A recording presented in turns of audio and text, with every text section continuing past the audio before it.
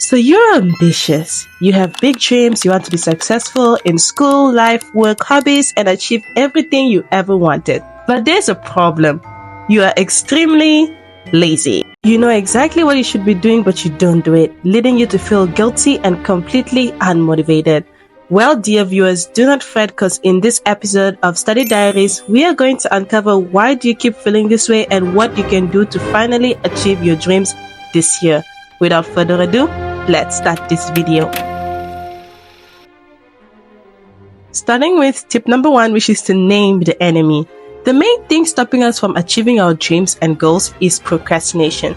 Procrastination is just not being lazy. It's a psychological habit where you delay tasks you know are important, often in favor for activities that feel easier or more enjoyable in the moment. It might feel like you're just avoiding work, but what's really happening is that you are battling a force called resistance. Resistance is that inner voice that says, just scroll through social media for 5 minutes, or you've had a long day, you can start tomorrow. This resistance grows stronger when you're faced with tasks that are meaningful but require effort, like preparing for exam, hitting the gym, or completing a project. And here's the kicker. Resistance doesn't just stop you from avoiding distractions like Netflix or video games.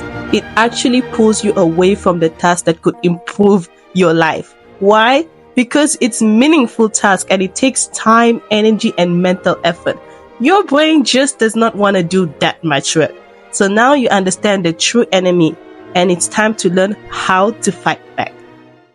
Which leads us to tip number 2, which is to shift your mindset. Let's talk about your mindset. Have you ever heard of the fixed and growth mindset? These terms were introduced by psychologist Carol Dweck in her book, The New Psychology of Success. In that book, she states that the difference between these two mindsets is critical in understanding procrastination. A person with a fixed mindset believes that their abilities, intelligence, and talents are static. In their view, if they fail at something, it's because they are not good enough, leading them to avoid challenges to protect their self-image. This often leads to procrastination, as they feel it's safer not to try than to risk failing. On the other hand, a person with a growth mindset believes that abilities can be developed with effort, learning, and persistence. They see failures as opportunities to grow and are more likely to embrace challenges even if success isn't guaranteed. For example, imagine you have an important exam coming up. If you have a fixed mindset, you might think, I'm just not good at this subject, and procrastinate because you believe your efforts won't make a difference. But with a growth mindset, you approach it differently. You think, I may not be great at this yet, but if I put in effort, I'll improve. This shift in perspective is powerful. It makes tasks feel less intimidating and encourages you to start. Tip number 3 is the 2-minute rule. Sometimes starting a task is the hardest part. That's where the 2-minute rule comes in. This rule is simple. If a task would take less than 2 minutes to complete, do it immediately. Why is this so effective? Think about it. Small tasks like folding laundry, clearing your desk, or replying to an email might not seem like a big deal, but when they pile up, they can feel overwhelming. These small, incomplete tasks create mental clutter, making it even harder to focus on larger, more important goals. By completing quick tasks right away, you reduce the mental load and create a sense of accomplishment. This momentum can help you tackle bigger tasks. For example, if you're struggling to start studying, begin by organizing your notes or setting up your study space. Both tasks you can finish in 2 minutes. Once you've started, it's much easier to keep going from there. Moving on to tip number 4, which is to lower the bar. One of the biggest mistakes we make is setting the bar too high. We aim for perfection, expecting to achieve massive results in a single sitting. While it's great to have big goals, this approach often leads us to procrastinate because the task itself feels overwhelming. The solution? Lower the bar. Break large tasks into smaller, more manageable steps. For instance, if you have to write a 2,000-word essay, don't pressure yourself to complete it in one sitting. Instead, set a goal to write just 200 every time. That's more manageable, right? The beauty of this approach is that it reduces the mental resistance to starting.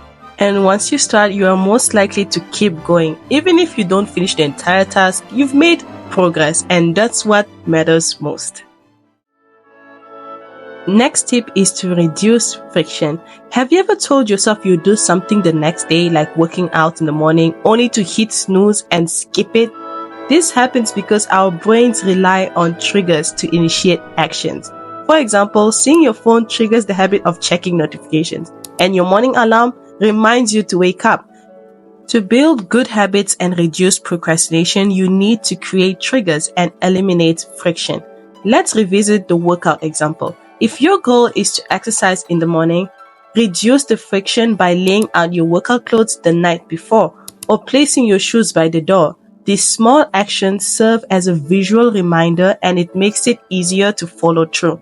The same concept applies to other tasks. Want to study?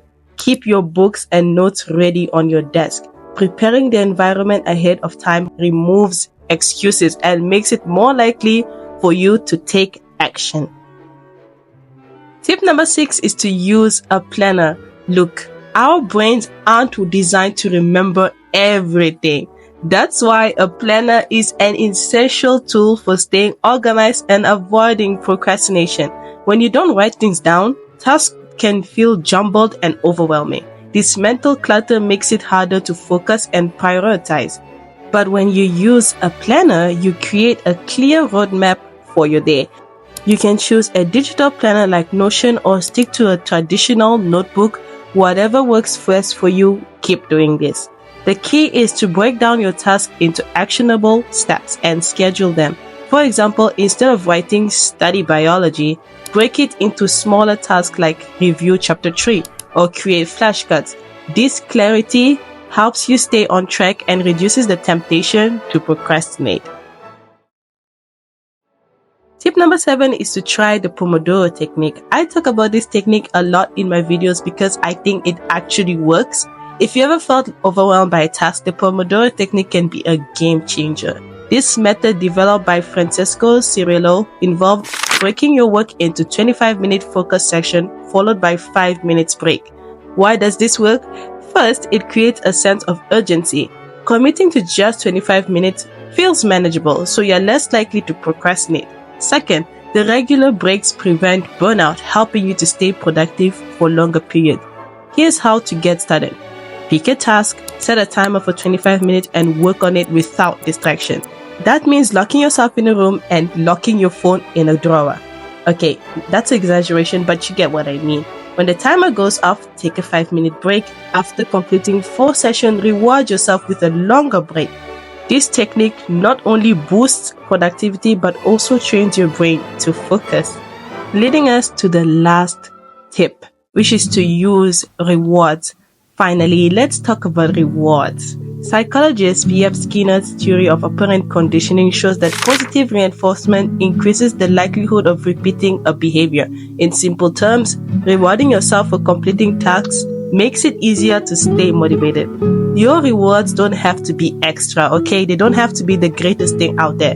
For example, after finishing a study session, treat yourself to an episode of your favorite show, a snack, or a short walk. The key is associating completing tasks with positive feelings. Over time, this will help you build habits and reduce procrastination.